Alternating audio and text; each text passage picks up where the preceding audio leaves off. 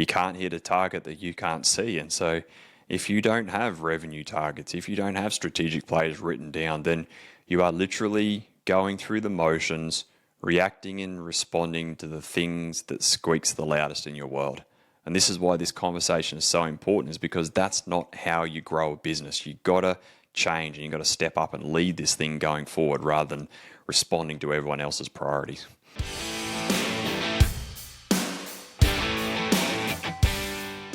Hi everyone, Rob Kropp and Dan Stones here from Pravar Group, and welcome back to the Trade Den. Good to have you back, Dan. How are you? Always good to be back, Rob. Hi everyone. Looking forward to today. I love this little topic we've got going. Tradies and urgency. We talk about it a lot, and this shift to importance. And we get it, right? When you're a tradie, urgency is part of the game. Job deadlines loom, clients need things fixed, projects happen, they go off the rails. Time's money, all those sort of things. The entire identity about being a tradie is that you've got to respond fast. You've got to be the problem solver. You get rewarded for that. You're the break and fix guy. You're the go-to guy. I pick up the phone. You're the guy I call. So really, that serves you well when you're on the tools from the day you start being a tradie, probably all the way nearly, and we'll explore this in terms of being a business owner. But it's that reactive mindset that can get you stuck really quick. And I think, Rob, this is the starting point for today's conversation, is why urgency rules the day so much when you start out and in these early stages of business. Yeah, correct. I think we have to accept that mindset served you well, as you said, as a tradesman. It served you getting into business. It serves you until it doesn't. And that's why this conversation is so important, because that mindset is important. You're the break it, fix it, problem solver guy. But when you're running a business, reacting and responding to all the urgent stuff that happens day in, day out, it's not what builds a long-term, sustainable, scalable business over a period of time. Yeah, and as you listen to this, think about all the hats you're wearing at the moment. You're doing quoting, you're doing the sales, you're doing the estimating, you're doing the work, you're chasing payments, you're answering emails. Wearing all the hats is there, right? It's the thing that we see most clients come to Pravar with, is just, I'm wearing too many hats. Correct, and especially for a business doing, say, that $1.5 million or less, they are literally wearing every hat in the business. And especially in the early stages of business, you're in survival mode. You're literally trying to get a business up out of the ground. You're trying to prove to the marketplace that you've got a good thing going. You're trying to make ends meet for you and your family. You're trying to put your first couple of employees on. Like, you're really in survival mode. And when you're in that survival mode mentality, you literally have to jump on the thing that screams the loudest. It's just a way of operating. But the problem is that that's what got you into business, but it's not what's going to get you to where you really want to go long term. Yeah, and it's geared up for short-term thinking. It's geared up for reacting, like you said. It's going through things and grinding through, and it goes from being something you need to do early days into a way of life, and it becomes so well-grooved that becomes the way you operate. You hope that, and it doesn't change. I mean, you grind and you start doing the grinding through the to-do list, hoping that it's going to ease up one day, but it doesn't. That's the plain truth of business, is there's always going to be things that need your attention. You've got to get good at how you transition from that. And I think most of what's urgent is going to be noise, but it dictates everyone's entire day too much. It is. And if you're really honest with yourself, the urgent things are the things that are inside the business. It's getting that quote done. It's getting that invoice out the door. It's following up that debtor. It's responding to a team member. It's ordering that materials. It's something that's gone pear-shaped on site. It's the doing of the doing. And that's the stuff that those things really, it's important to get the work done to be able to keep the wheels moving with inside of your business. But these aren't the important things that you do to work on your business, which move your business forward. And this is really the distinction we're talking about today, is the things that scream the loudest are really often the things that are the doing of the business operating. Yeah, and I think this is the turning point. This is the shift, and it's got to be a conscious shift. It's a chapter change in your business. It's a decision you make as the business owner, and as the business comes out of the ground and you move into this next stage, which I know you'll talk about, the idea to break through and start to build something sustainable. You can breathe. You know you're going to survive. You have to make this shift from urgent to important. And we'll talk about three things in a moment, but let's just set the scene for when this decision point really comes into focus. Yeah, generally it's when a trades business often hits that $1 million mark, and you're up out of the ground, you've proven you can do great in the marketplace.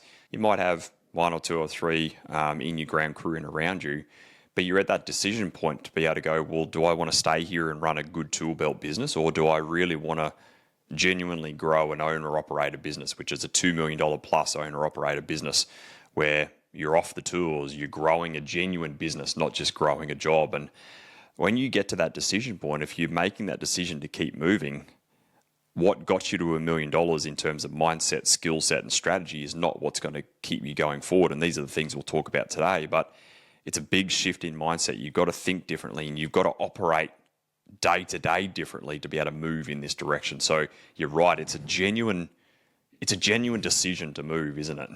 It really is. And I think you use that phrase. I want to come back to it because you just dropped it in there so casually. But a tool belt business versus an owner operator business. That's the chapter shift we're talking about. I know we don't want to go too far down the rabbit hole there, but just explain so people listening understand what you mean by a tool belt business.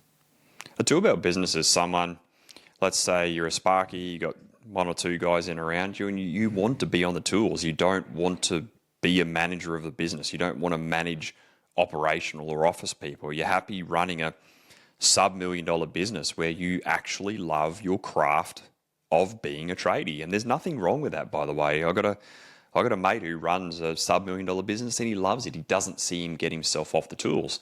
Now, it's got its pros, but it's also got its cons.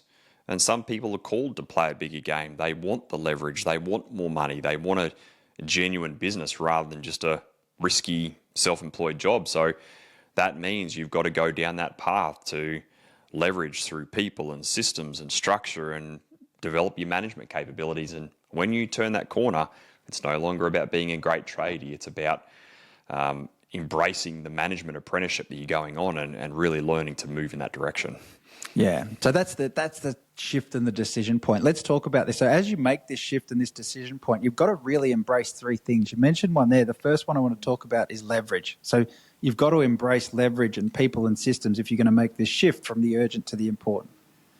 Correct. And leverage comes through good people and good systems. And so when you're trying to grow a business, it's not that you get more time. It's just that you either leverage your time by hiring someone to buy back time or implementing a system to make it more efficient to get more time back.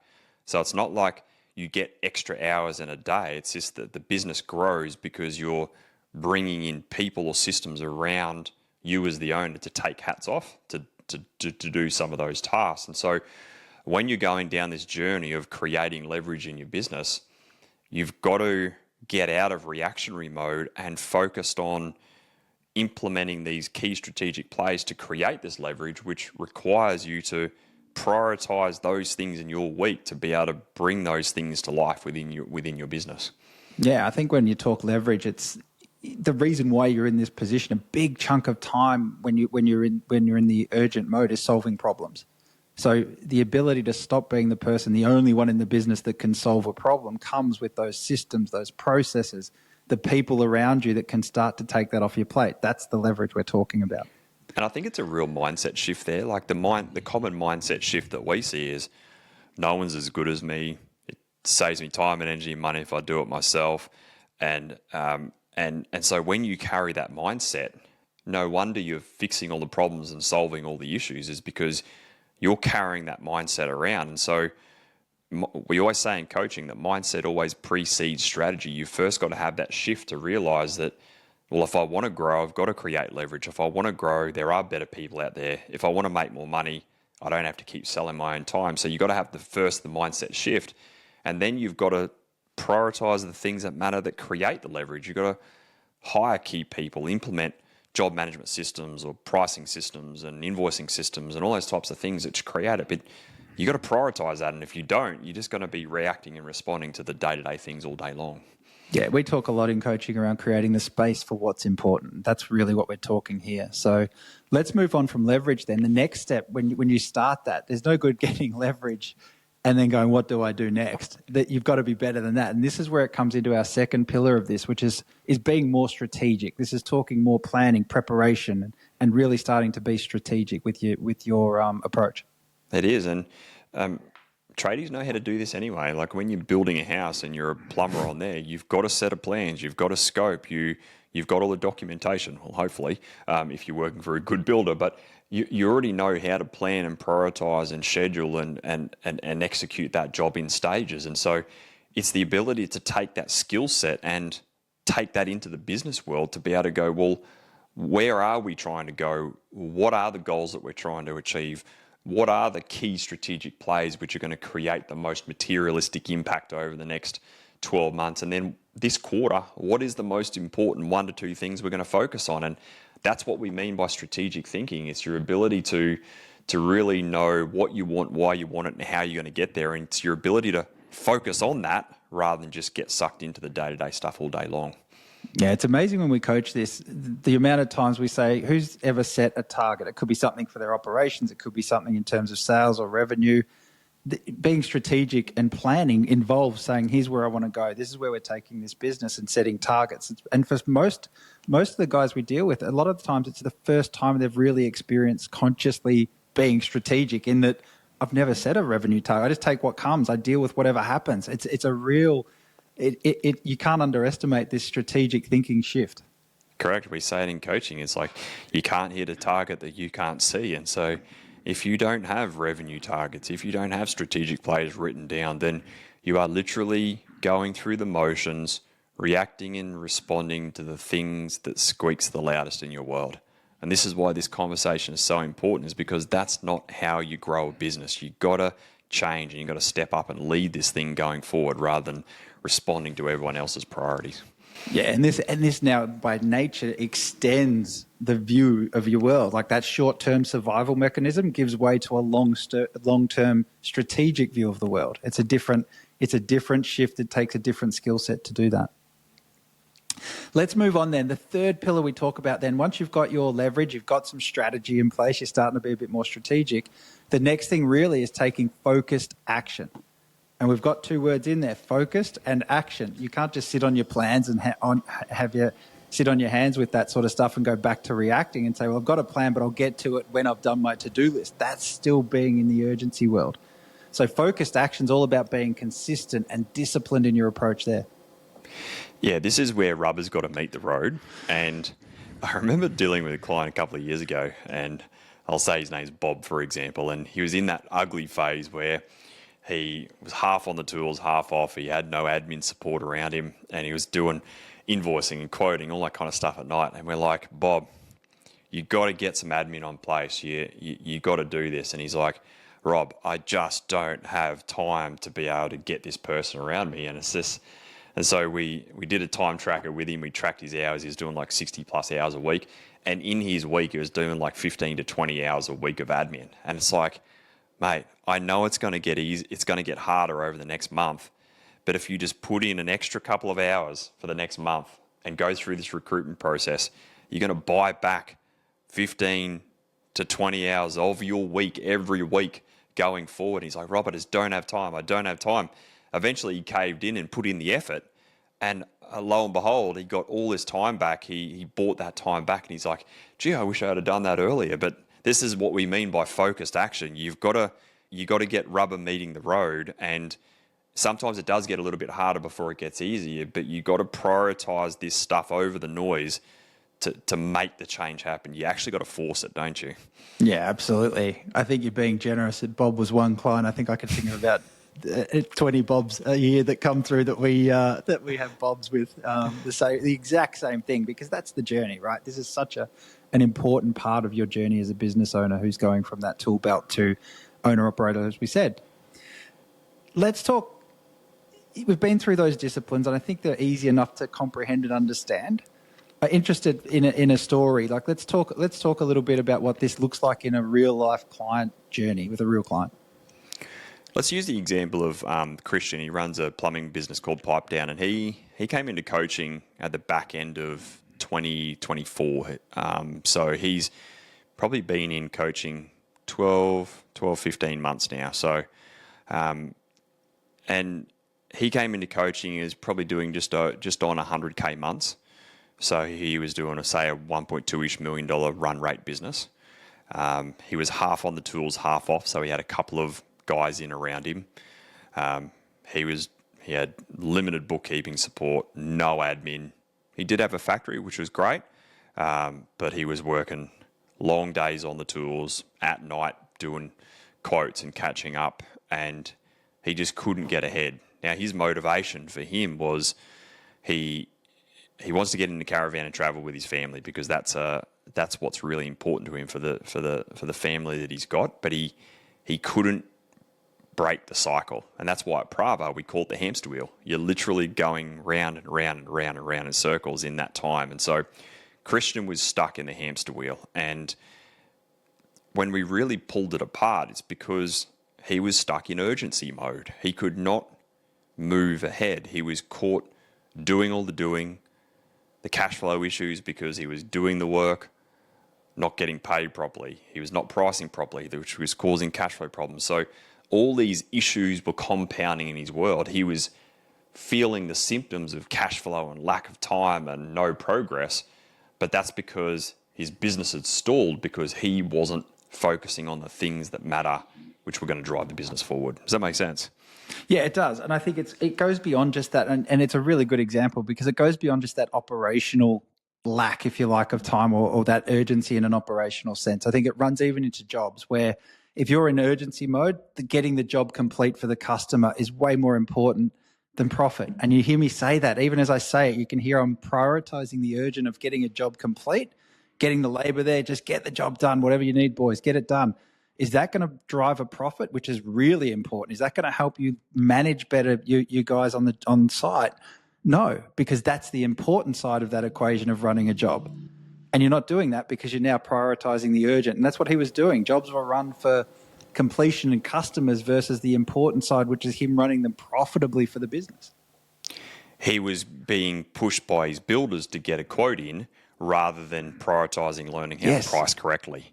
Yeah. He was getting pushed by the builders to get certain stages done rather than being well planned and well considered to work to a build program.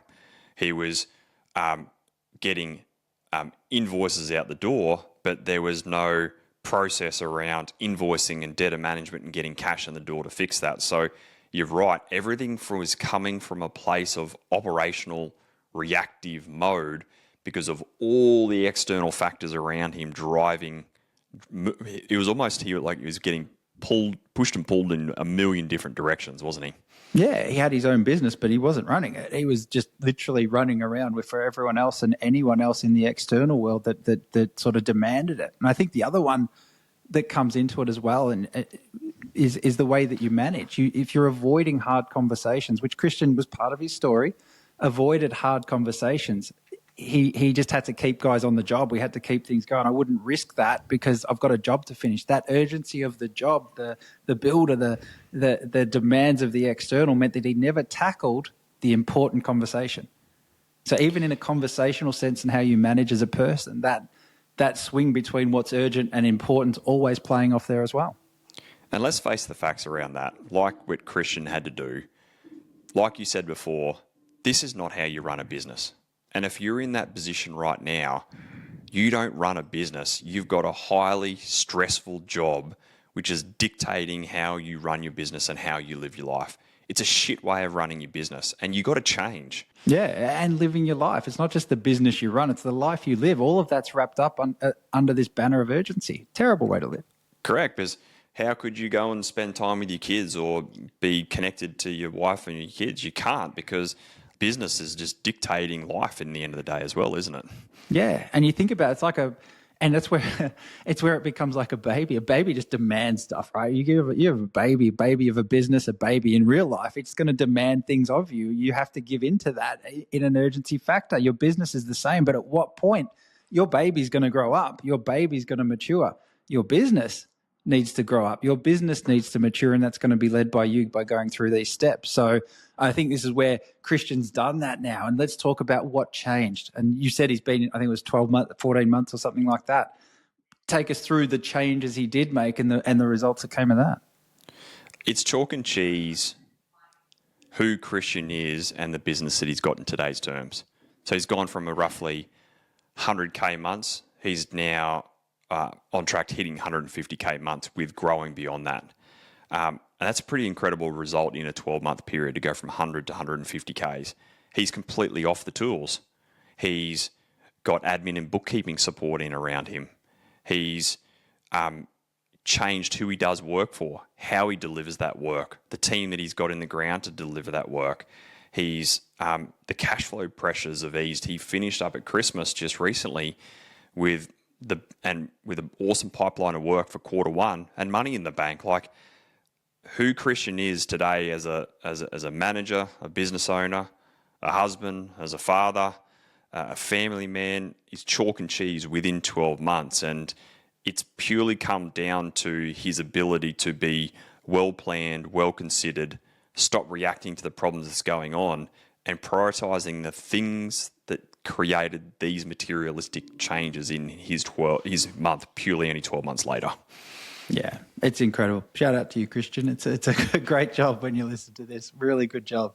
Rob, I think as you listen again, like we said, intellectually, this is not a hard thing to wrap your head around.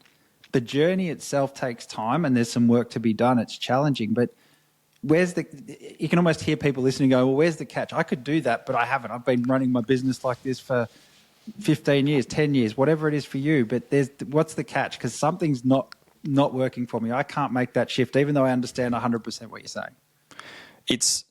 You've got to make a choice to make a change. That's what you've got to do. And that was Christian's choice that he did. He goes, I can't keep going this way. I know where I want to go and where I want to take my family life. If I keep operating that way, there's no way I'm going to get there. So first of all, it was a decision in the mind to make change. Second thing is that you've then got to start saying no to this and prioritize that.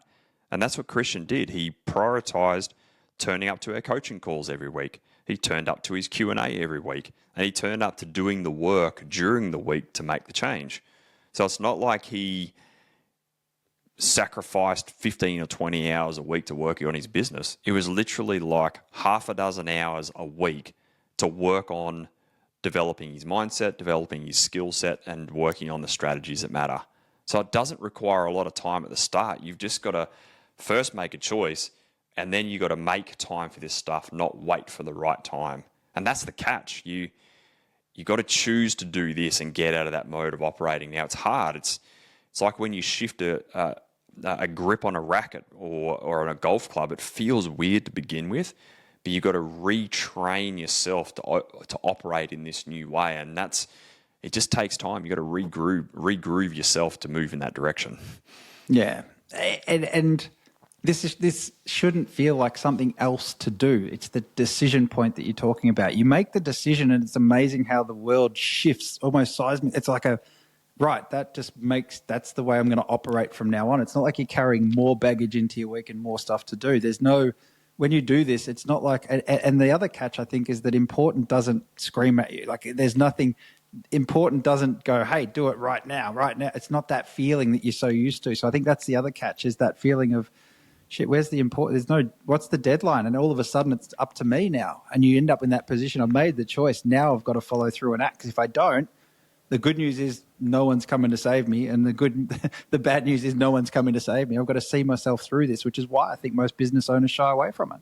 Correct. When you work for someone else, they tell you what you've got to do. When you work for yourself, you've got to make your own decisions of what you've got to do. That's called leadership. Leadership is about making strategic decisions.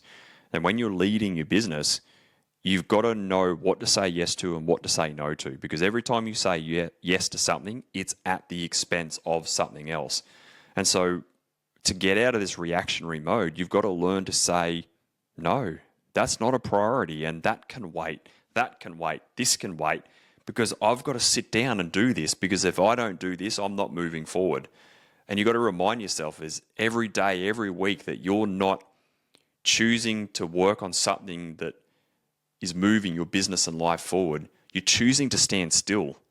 And the reality is the way that this market is moving right now with the rapid evolution of what's going on in the broader world, plus with technology and AI and everything that's moving at the moment, you're going to get left behind. And so you got to choose to change. You got to choose to prioritize this stuff, because every time you choose not to, you're standing still or worse yet, going backwards.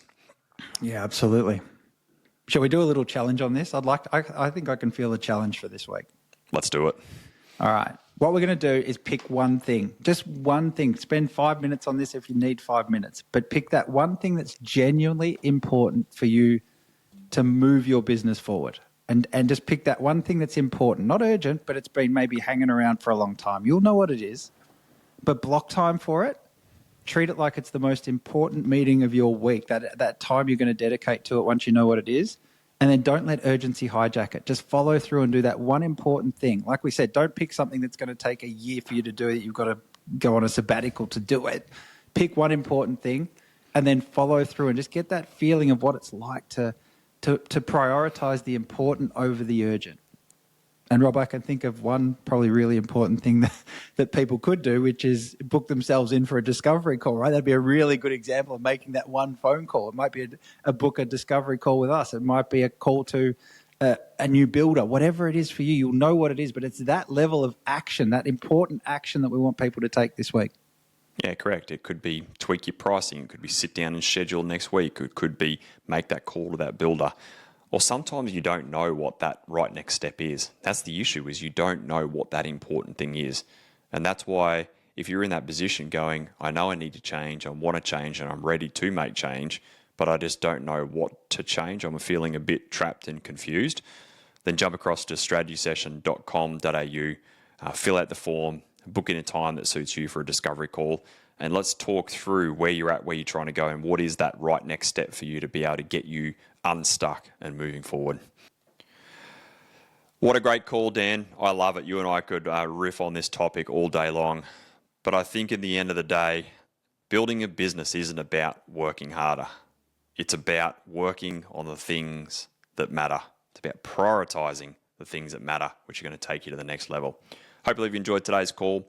Looking forward to coming back to you next week on another episode of The Trade Den. Until then, take care. See you soon.